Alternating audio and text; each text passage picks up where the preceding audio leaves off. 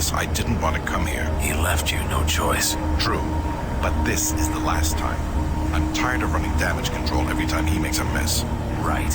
You're the control. And if that fails, I'm the damage. If that's what it takes, but Kruger is gonna start doing things our way. Whatever you say, Counselor. I really started to feel my age a bit back in August when I realised that Doom 3 was celebrating its 20th anniversary, along with the TV series Lost, which had a game that I'm kind of tempted to do a video on as well. Doom 3 is a game that I've had a bit of a love-hate relationship with over the years, particularly around the time of the Doom 2016 hype, and even to this day it's still a bit of a divisive entry in the franchise amongst fans. So I figured that even though I missed the anniversary, with it currently being Spooktober, it could be fun to go back and take a look at this darker, more horror-driven take on the franchise. This will be focused mostly on the original 2004 release and not the BFG Edition remaster, though I will touch on that. I'm also using the Doom 3 Enhanced Edition mod to boost the resolution, and also a mod which prevents the corpses from disappearing. Took your sweet time, Marine? Now, here's the situation. Originally released in 2004, alongside Half-Life 2, Doom 3 was one of the most anticipated games of the year on PC, and for good reason, as it had been almost 10 years since id Software had developed a new entry for the series, having moved their focus onto the Quake franchise. Doom hadn't really gone anywhere though, as there was the final Doom expansion in 1995, along with a string of console ports like the PlayStation version, which was my introduction to Doom, as well as a spin-off on the Nintendo 64, which was still utilising the same engine.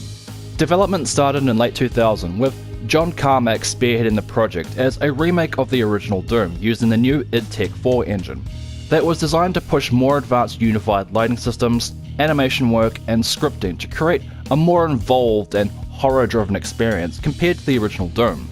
Hype really started to grow following the 2002 E3 demo that showcased the new vision for Doom 3 and the id Tech 4 engine, with the Pinky Demon cutscene being one of the most iconic moments, that oddly didn't end up in the final game. I can remember buying a copy of the Ultimate Doom trilogy when I got my first PC that came with a bonus Doom 3 preview disc that I can remember watching all the time. I gotta tell you, it was perfect. Perfect. Said computer wound up not actually being able to run Doom 3 when it came out, much to my dismay, so it ended up being the Xbox port where I played the game for the first time, which is one of the more impressive console ports from that era. When it finally launched in 2004, the game garnered a mostly positive reception, with particular praise for its cutting-edge visuals, though some people were a bit divided on the new direction and some of the game mechanics. As I alluded to earlier, I've fallen in and out of love with Doom 3 over the years, even at one point agreeing with the argument that it was a good game, just not a good Doom game. But as time has gone on, I've really grown to appreciate it more and more, and I kind of feel like the game has aged in reverse in some ways. Welcome to the dungeon, Marine. Most unexciting place on Mars. With Doom 3 being a remake of the first game, the story setup is largely the same, revolving around the Union Aerospace Corporation conducting teleportation experiments on Mars and accidentally opening a portal to hell that triggers a demonic invasion. One of the things that really shines about the game is its commitment to the world building, as in contrast to the original game, Doom 3's introduction is set before the invasion takes place, with the Doom Marine arriving on Mars and being sent to find a missing scientist in a decommissioned comm facility. During these first two levels, you can observe a number of scripted sequences with people working around the base and overhear chatter about various different things that have been going wrong. It's not that hard.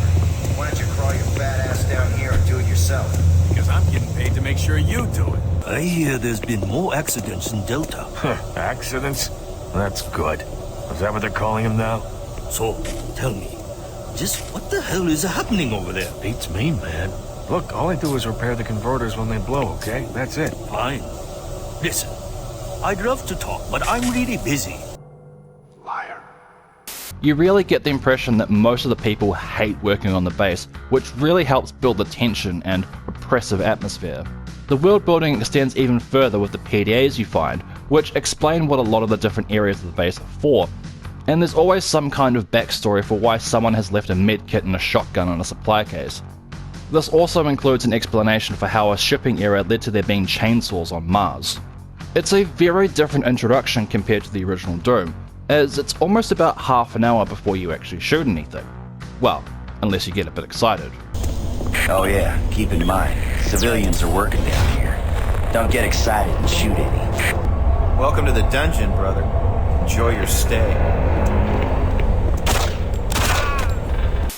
What follows when all hell finally breaks loose is probably one of the most brilliantly paced intro sequences in a horror game, as you then venture back through previously explored areas and see helpless workers being killed by demons or turning into zombies. There are some great scripted sequences as the power systems start to fail and demons begin overrunning the base. In fact, I was playing the Dead Space remake recently and couldn't help but notice how similar the intro is to Doom 3, as well as just having a very similar kind of atmosphere, even though they play quite differently. Almost every main demon gets their own intro cinematic, some of which are pretty cool, and I sort of think this was done so you could actually get a decent look at the redesigns, since during gameplay, you're a bit more preoccupied with staying alive, and without mods, all the demon corpses disintegrate. This was likely done to save memory because Doom 3 at the time was a very graphics intensive game, but also the ragdoll systems in the game can be a bit goofy, especially when you use the plasma rifle. For some reason that gun loves to send enemies flying when you kill them. This mod can lead to some amusing glitches, but for the most part I think it adds to the atmosphere, similar to how corpses were permanent in the Resident Evil 2 remake. I don't know how I survived. Go for help. Please. How Doom 3 actually plays is where it gets a bit more interesting. On a pure surface level, not a lot has actually changed. The weapon lineup is virtually identical to the original, with the addition of a machine gun and grenades, along with almost all of the monsters from Doom 2 returning, minus the Arachnotron and Spider Mastermind. Although there is concept art for the Arachnotrons. There are a couple of new monsters, but they don't really shake up the formula too much. The core gameplay loop of Doom 3 remains very similar to the original game, with you exploring mostly linear levels looking for keycards or PDAs to unlock new areas and killing everything that gets in your way. The big difference now is that the game is paced more like a survival horror game. You move a lot slower now and your guns also have to reload. Instead of fighting groups of like 12 monsters in open areas, you're now mostly fighting upwards of about 4 monsters at a time and in much more confined spaces, with combat often being in medium to close range. Darkness plays a big part of the gameplay too, with you often having to pull out your flashlight to see where you're going, and the game loves to hide enemies in dark corners. This flashlight mechanic received a fair bit of criticism due to the fact you couldn't hold a weapon while using it, often referred to as the no duct tape on Mars problem, and some of the first mods would address this so-called issue. I've never had a problem with this mechanic to be honest, as I think it really does elevate the tension in places, and parts of the game feel like they've been intentionally designed around this mechanic. Like that sequence where that scientist is escorting you through a pitch black area of the Alpha Labs with a lantern. You've almost always got enough time to switch back to your weapon when you spot an enemy that I've never seen it as much of an issue. Plus, enemies like the imps will light up the environment with their fireballs, giving away their position, and even to this day, the lighting and shadow effects are really impressive. You trying to blind me, James? Now, while I said that Doom 3 is paced more like a survival horror game, I wouldn't quite go as far as to actually call it a survival horror game, even though with some rebalancing and tweaks to certain monsters, it probably could have been. Throughout the campaign, you're incentivized to listen to the audio logs and read emails on the PDAs you find to learn the codes to storage lockers that give you supplies like health, armor, and ammo, which feels like a very survival horror mechanic. However, even on veteran difficulty, you wind up with quite a stockpile of ammunition that you never really feel like you're under-equipped. And while the game is slower than the original Doom, you can't really avoid combat like you can in something like Resident Evil. So it's more like an action horror game with a particular focus on the horror element, and the game for the most part really succeeds in that regard, particularly in the later parts of the game where you start to see hell taking over the base. The horror atmosphere I think works really well with Doom, and it's why I don't agree with the argument that Doom 3 is a good game that shouldn't have been called Doom. It's kind of easy to forget now that Doom was kind of a scary game back in the day, with a lot of atmospheric music and areas that took advantage of the new engine's sectored lighting effects like an E1 M2. In fact, the PlayStation ports and Doom 64 leaned very heavily towards a more horror-focused atmosphere with darker lighting, reworked sound effects, and a more ambient soundtrack.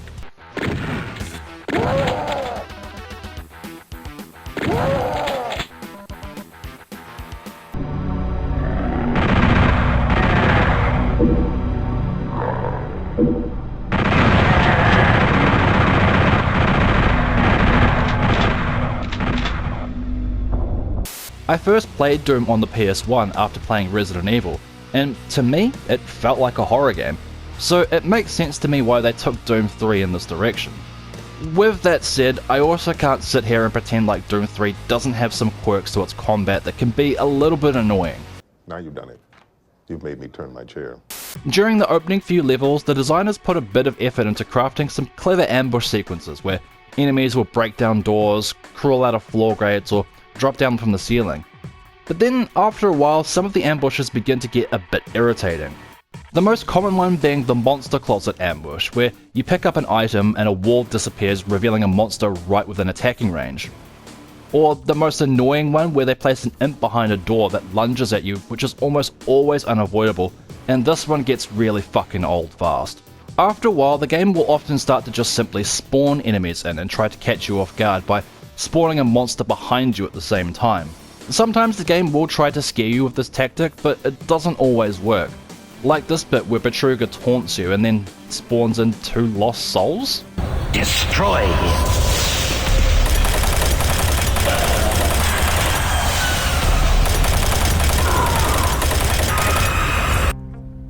That was scary! There also isn't much strategy to the combat either, as a lot of the demons will simply just beeline towards you, or will hang back to attack you with ranged weapons, with the chain gun commandos being just as annoying as they were in Doom 2. The difficulty really does start to ramp up in the later parts of the game when the Hell Knights and Archviles are introduced, with the Archviles in particular being quite annoying due to their ability to spawn in lesser demons, and the game will often make you fight 2 of them back to back. I sort of feel like this is why they added in the Soul Cube weapon, a demon artifact that you get in Hell that can instantly kill any regular enemy and restore your health, to balance out some of these tougher encounters. A lot has been said about Doom 3's shotgun, which is kind of the workhorse weapon of the game, and while I don't think it's as bad as some people make it out to be, it definitely isn't perfect. When used at close range, it can kill most demons with a single shot, but at medium to long range, it can feel like you're trying to fight back with only harsh language. I think it's fine once you get used to it, but there's still elements of RNG that can be a bit bullshit, and it does feel unbalanced compared to how much damage the shotgun soldiers can do to you with it. That's all I have to say about that. Still, even with these annoyances to the combat, I still think Doom 3 is a really engrossing experience, and the last third of the campaign when you get back from Hell is a heck of a lot of fun, as all of the different monsters are on the playing field at that point. It's also a fairly long campaign too, with 27 levels like the original game, and depending on the difficulty, can clock in at around 14 hours to get through on a first playthrough. I feel like every time I replay Doom 3 now, I find new things that I appreciate, particularly with the game's attention to detail in the world building, and how they managed to make it feel like a real place. It's like they say, good art direction doesn't age, and you really can't fault some of the level design and what they managed to pull off back then with the id Tech 4.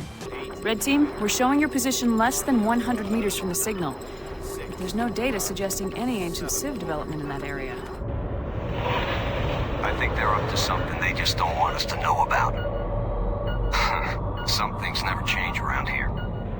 Doom 3 would eventually be followed up with an expansion pack in April 2005 called Resurrection of Evil, this time developed by Nerve Software, once again releasing on the PC and the Xbox. And I actually have the original box that it came in, back when PC games had really cool packaging. Resurrection of Evil takes place 2 years after Doom 3, and sees you playing as another doomed space marine sent in to investigate a signal from the abandoned base on Mars, because of course the UAC just had to go back. We have to go back! This of course leads to another invasion, with the player having to fight their way back across the base and eventually take the fight to Hell. The story really doesn't stray too far from the Doom formula. The main new addition in Resurrection of Evil is an item called the Artifact, which replaces the Soul Cube, and grants you with new abilities after defeating each of the expansion's 3 mini-bosses. The first ability is a bullet time mode, a mechanic that was becoming popular around this time thanks to Max Payne. Though the implementation of this mechanic feels a bit underdeveloped since, apart from a couple of instances in the first level, you never really need to use this bullet time for anything other than combat. This bullet time ability is then followed by increased damage and finally invulnerability, and it really starts to come in handy since the enemy count is a lot higher this time around. But it also winds up making the combat feel a bit broken too, which I'll come back to in a sec. There's a couple of new enemies too, but much like the new additions added in the original Doom 3 campaign, they don't mix up the combat in any real way. The main new enemy is the Vulgar, which behaves almost exactly the same as imps, and kind of looks like some kind of xenomorph variant. The other is this thing called a Bruiser, which is kind of like a weird hybrid of a Hell Knight and a Mancubus. What the fuck is that? In what feels like a direct response to the gravity gun from Half-Life 2, another new weapon called the Grabber is introduced, which is able to grab and launch items as projectiles. It's kind of cool because you can catch enemy projectiles with it, and there is something very satisfying about killing an imp with its own fireball. But the novelty wears off kind of fast, and the weapon is only really needed to beat the first boss. The final addition added in Resurrection of Evil is the double barrel shotgun, which obviously is from Doom 2 and feels like a response to criticisms about Doom 3's shotgun because this thing is incredibly overpowered. Almost to the point that once you finally get it, there's not much point in using any other gun. When combined with the artifact powers, this shotgun can kill Hell Knights in a single shot, which is pretty awesome, I'm not gonna lie. This is what I mean by the combat feeling a bit broken once you've got all the artifact powers and the double barrel shotgun. You begin to feel virtually unstoppable, and as a result, it no longer really feels like a horror game in the way that the original Doom 3 campaign did. The only times I died during this expansion were when I was accidentally standing next to explosive barrels that an enemy shot at, and during the final boss fight against Dr. Petruga while I was learning his attack patterns. It definitely still retains much of the same atmosphere and overall aesthetic, but that also comes at the detriment of the combat sometimes in this expansion, as a lot of the environments are much darker than the base game, which can feel like a handicap sometimes with the higher enemy counts. Overall though, Resurrection of Evil is a decent expansion pack, with 8 new levels that are pretty well paced, taking around 5 to 6 hours to play through, and it's a damn sight better than the Lost Mission campaign. But he's right. Which brings me to the Doom 3 BFG Edition, a remaster released in 2012 for the PS3 and Xbox 360, as well as PC. This remaster improves the visuals in some areas, which is nice, and I do think the inclusion of checkpoints is a welcome addition, but it makes some glaring changes to the core design of the game that I'm not really a fan of. The least egregious of these changes is that cutscenes are now no longer skippable, which is fine on a first time playthrough, but it's just an odd thing to omit altogether. For whatever reason, someone decided to completely rebalance the game's difficulty, making it even easier by doubling the amount of supplies you can find, to the point that veteran difficulty feels like a breeze. It also felt like you took less damage compared to the original, but I could be wrong about that. There's also a sequence in Resurrection of Evil that has been completely dumbed down. Originally, you wore a hazmat suit that required you to find oxygen tanks to keep you alive down in the sewer, and it was a fairly intense sequence. However, the BFG edition removes that oxygen mechanic entirely and just completely strips of it any tension that the original had. You're just a cheap fucking knockoff. The biggest change in the BFG edition is the removal of the flashlight, replacing it with a shoulder-mounted torch, much like the one in Fear. I get that to some people this may seem like an objective improvement, but the game wasn't designed with this kind of mechanic in mind, and it just winds up making the game even easier. And it ruins sequences like the one in the Alpha Labs because you don't need the scientists anymore, you can just run ahead and kill everything. Now you've done it. You've made me turn my chair.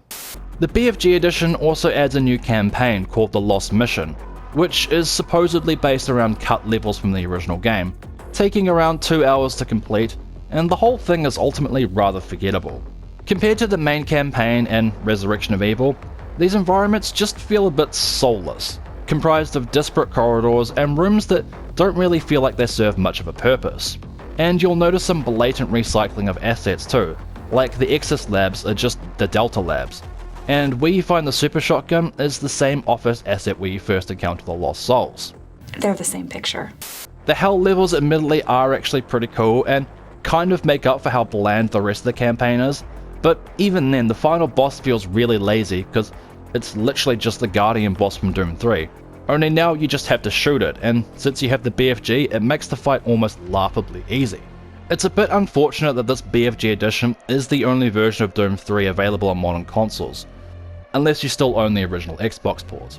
But thankfully, when you buy the game on Steam now, you get both the BFG Edition along with the original releases of Doom 3 and Resurrection of Evil, both of which run easy on any modern computer, and all it takes is a mod or two to enhance the resolution. Hey, you. Get the next volunteer. Yes, sir. One volunteer coming up, sir. Sirdy, sir, sir, sir. What the hell?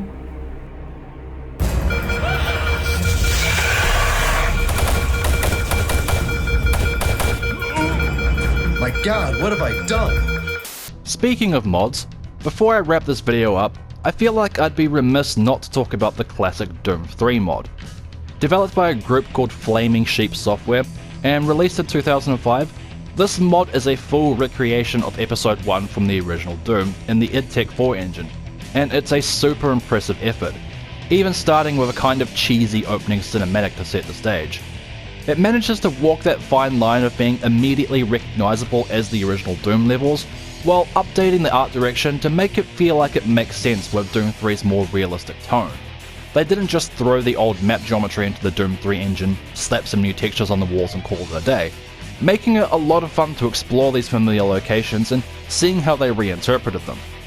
The re-recorded music by Sonic Clang is also a blast to listen to, and I think I had his rendition of E1M1 as my ringtone for several years.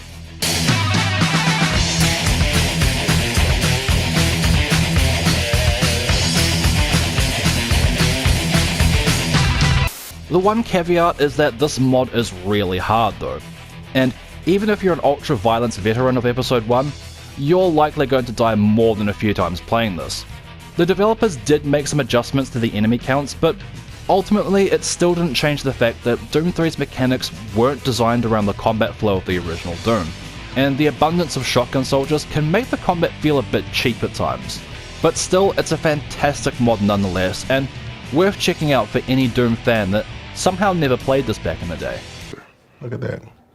You've helped me find my smile. When looking back at Doom 3 as a whole, it can be hard at times to ignore some of the faults in the game's combat, but it does so much else right with the horror atmosphere, the world building and level design that I think still make it an extremely compelling experience. As I said earlier, every time I replay Doom 3, I appreciate it just a little bit more, and while it's not quite a classic masterpiece like the original, it's a vision of Doom that I think is just as valid as Doom 2016. And honestly, I'd love to see them take the series back in a more horror-focused direction again, especially with the technology we have now. I guess until then, I'll just have to make do with these Doom mods for Resident Evil.